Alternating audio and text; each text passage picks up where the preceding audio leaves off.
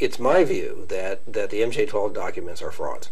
And there are a whole set of reasons for this, and I think we can go through them fairly, at one point at a time. But I'd like first of all to suggest why these things were perpetrated, if you will.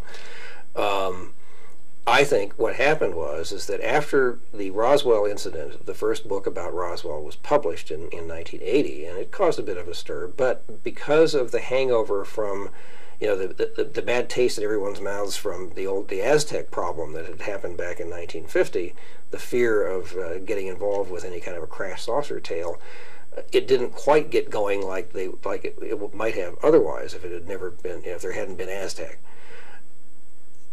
After this book came out, and after people began once again sort of kind of sidling up to the idea of crash saucers again, nothing else happened. Nobody surfaced. No old military guy said, "Oh, I was there." Nobody sent him any more documents. There was nothing. It was just sort of sitting. Nothing was going anywhere.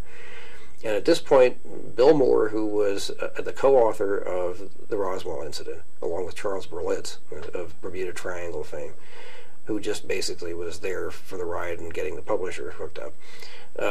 Bill Moore and Stan Friedman, who had done a tremendous amount of work together in investigating and looking into everything that they could find on Roswell.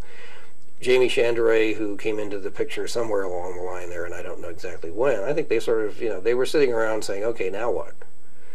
And Moore at that time was really seeking to make his way, to make his living, to make his career on Roswell and related stuff.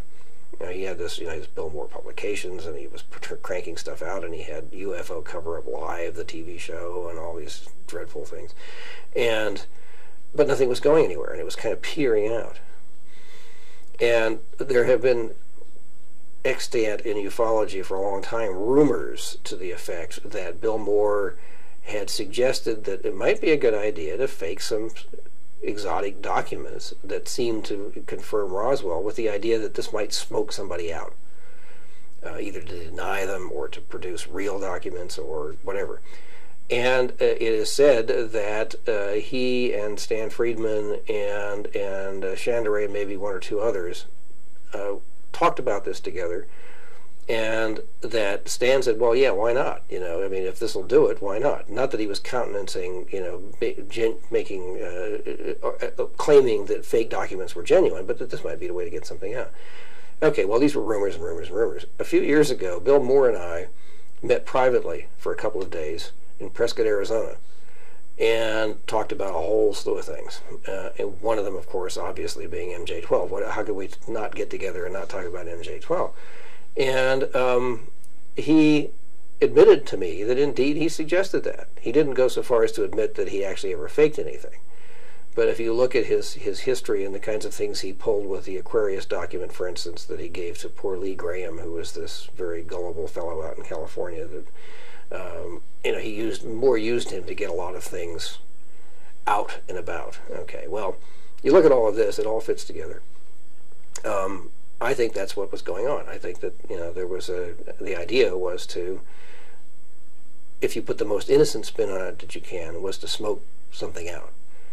If you put the not so innocent spin on it, it was to essentially fake documents that would back up the Roswell story as it was told and as it was known through the Roswell incident. Because if you look at it, that's what it does. It's the version of Roswell as written down, as set down in the Roswell incident. Plus a nice thrown in additional saucer crash down in El Indio.